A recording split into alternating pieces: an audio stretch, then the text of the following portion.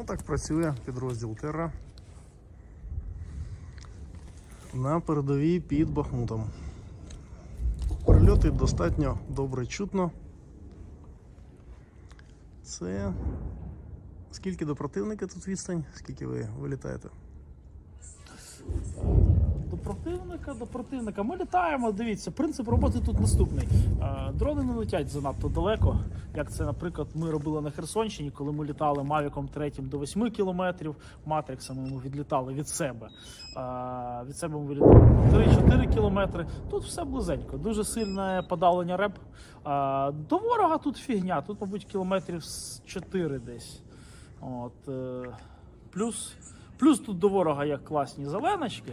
Коротше, сюди такі піхотна група, які ці просочувальники, які ползуни, теоретично навіть можуть доповзти, що придає пікантності цим позиціям для роботи. Ну, але така війна свої ризики має, звичайно. Ось такий Matrix M30. Вже у Терри є і такий з тепловізором.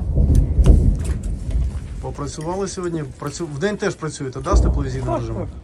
Ну, можна в зеленців якісь побачити теплові сигнатури, якщо там буде якась вогнева позиція чи якесь тепло, то в принципі на дуже великій дистанції це можна помітити. Угу. Що зараз будете брати? 30Т. 30Т. Угу.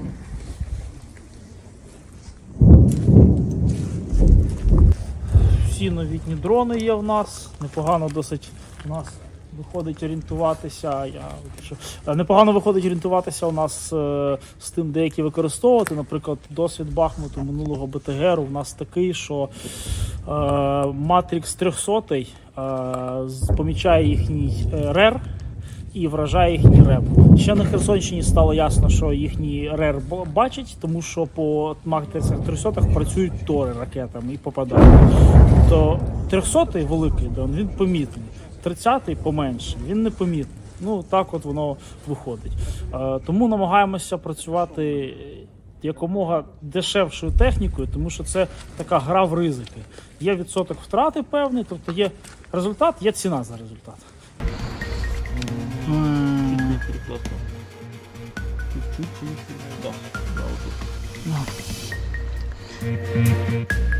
Увага, постріл. Плюс спостерігаємо. Хороший? Давай. Вот эту в разъебу. Вот так. Є два підходи до роботи дроністів. Перший підход, значить, такий. Люди дивляться фільм про американське військо, там, значить, в якомусь штабі в Пентагоні сидить за великим екраном дроніст, у нього товсті окуляри, він чисто спеціаліст, він управляє огромним штурмовим дроном десь. Звичайно, такого дроніста ніхто не посилає напередок. Він навіть може бути в цивільній формі. Це чисто спеціаліст-технарь. І всі думають, що на цій війні вони також можуть знаходитись в більш комфортних умовах, казати піхоті, що ви піхота, а мені піхота, і мислити такими категоріями. Наша ж позиція в Террі дещо інакше. Ми вважаємо, що дроністи – це такі піхотинці, які вміють воювати, знають піхотну тактику, розуміють, що відбувається, і їм просто надали засіб, знаєте, вони якби як піхотинець, який пройшов додатковий курс коригування, тепер вміє коригувати. Пройшов додатковий курс володіння дроном, тепер вміє літати на дрону. І за рахунок того, що він отримав ці додаткові навички, він виконує більш важливу роботу, так, більш кваліфіковану. Але він залишається таким же солдатом, таким же піхотинцем. Носить зброю, я ношу менше магазинів, всі ми носимо менше магазинів, менше гранат, але менше з тим ми готові до піхотного зіткнення, і ми носимо з собою завжди протитанкову зброю на будь-яку позицію. Всяке може трапитись. І ми готові до того, що ми такі ж військові, як і всі інші. Я вважаю, що такий підхід, він більш конструктивний і приносить більше результатів. Ну, і я кого не бачу, от я знаю, там 131-й розвідбат окремий.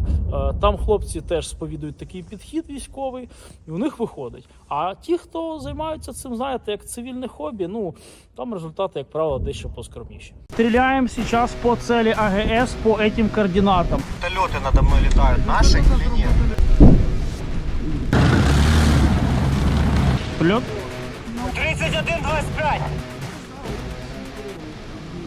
31-25. Це виходи. Звідти більше виходів немає, ми їх задавили. Як цей дрон називається? Матріс 30Т. Матріс 30. Адам Жоржович. А звати його Адам Жорж. А, ви даєте особисті імена? Звісно, кожен дрон з першим бойовим вилітом отримує своє бойове ім'я. Майор Мазепа загинув сьогодні. Мазепа, він другий раз гине, він герой. У нас є людина Мазепа. Позивний у нього Мазепа.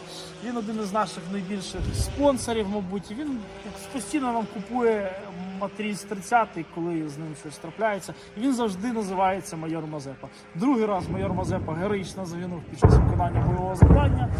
Як кажуть, жив достойно, помер як герой.